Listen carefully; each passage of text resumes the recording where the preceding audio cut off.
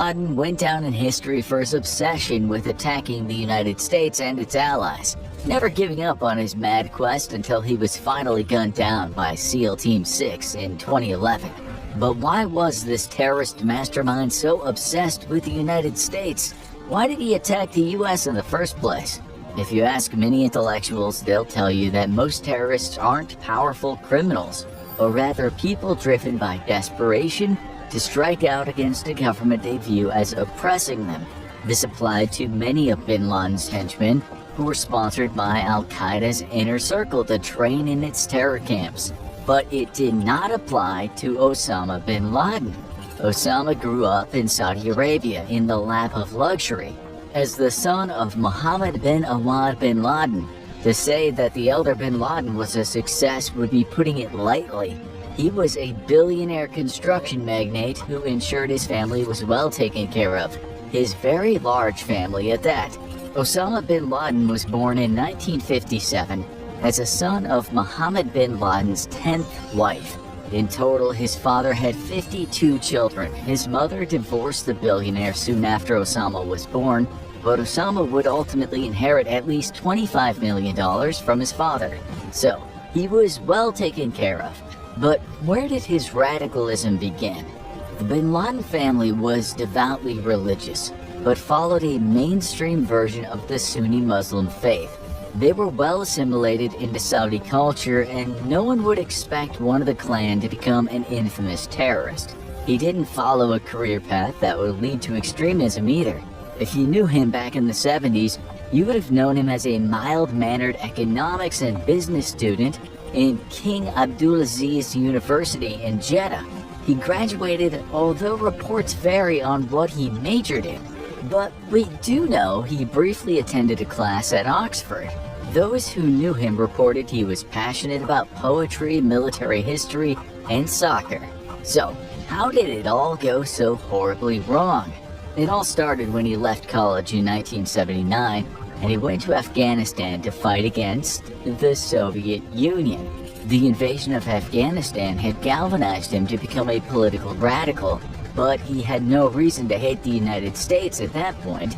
In fact, the US and the Soviet Union were bitter enemies.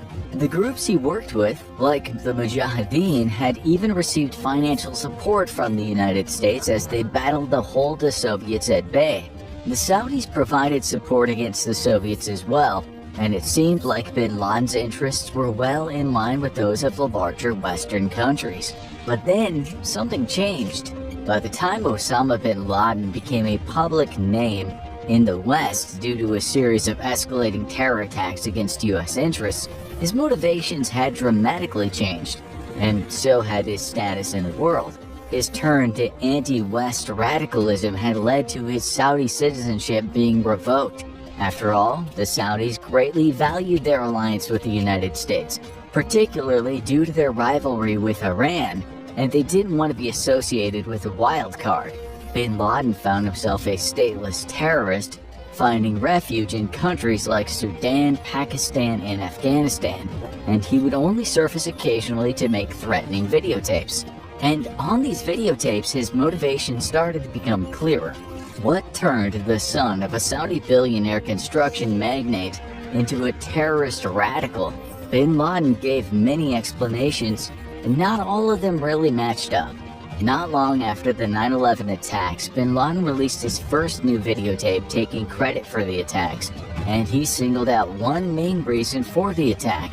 This was the Israeli-Palestinian conflict, which had been raging for over 50 years at that point. If you ask the Israelis, they had fended off a genocidal war of invasion against a newborn country and taken the territory they needed to defend themselves. If you ask the Palestinians or the surrounding Arab states, they'd been expelled from their territory by newcomers to the region and had been fighting to get their lands back ever since. But was this regional conflict enough to create a global war? In a word, probably not. While the Israeli-Palestinian conflict always makes emotions run high, just ask anyone in the comments section in an article about Gal Gadot. It was also a relatively small-scale conflict. The conflict over the Al-Aqsa Mosque and the Jewish Temple Mount was likely the most concerning to a religious zealot like bin Laden, but there was one problem with the idea that this was his motivation. Prior to this video, he had never mentioned the conflict before. The odds are that after striking his biggest blow yet against the US and becoming public enemy number one, he was hoping that bringing up this hot topic would get him more support from the countries in the region. But other conflicts may have had more to do with his radicalization. The Gulf War was one of the largest conflicts of the 1990s, with the United States ultimately stopping Saddam Hussein's invasion of Kuwait, but leaving the Iraqi dictator in power. Saddam was infamous for his brutal treatment of minority groups like the Kurds, and frequently attacked US planes entering his airspace. Iraqi forces even attempted to assassinate former President George H.W. Bush shortly after he left office, so the UN imposed sanctions on Iraq as long as Saddam refused to cooperate with international authorities, and this led to a trade embargo and widespread suffering in Iraq. And that was enough to get bin Laden deeply angry. He first mentioned the sanctions in his 1998 fatwa against Americans, claiming that over 1 million Iraqis had been killed by the sanctions and saying that targeting civilians was permissible due to this carnage. But bin Laden had no direct ties to the Iraqis and had never fought in the country, and in fact, Saddam was a very different sort of radical to him. Saddam led a military dictatorship that had no real alliance with Islamic radical groups, and when he was deposed by the United States a few years later, it created an opening for al-Qaeda in the country. So bin Laden basing his entire worldview around this issue would seem unlikely. But other conflicts were on his radar as well. Bin Laden's manifesto also mentioned countless conflicts regarding Muslims in the world. They included Russia's oppression of the Chechen Muslim minority in the Soviet Union, the ongoing border conflict in Kashmir between Hindu India and Muslim Pakistan, the Philippine government's conflict with Muslim groups, and Israel's ongoing northern border conflict with Lebanon. In each of these cases, bin Laden said the United States was aiding these groups to oppress Muslims. There was just one problem with that. The US had little to nothing to do with any of these conflicts. While they were allies with some of the countries, the government had little to do with them. In Russia's assault on Chechnya, the US had frosty relationships with its geopolitical rival, at best, even after the fall of the Soviet Union. The one exception was bin Laden's mention of the conflict in Somalia, where US involvement led to a bloody conflict that was immortalized in the movie Black Hawk Down. But none of these conflicts were particularly close to bin Laden, and his inclusion of them started to look more like a list of grievances than a smoking gun. He had one complaint that didn't match the others though, and this one might have had some right-wing Americans nodding along.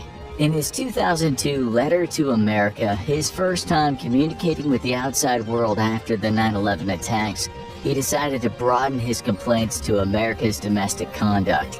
But he didn't accuse them of oppressing Muslim Americans.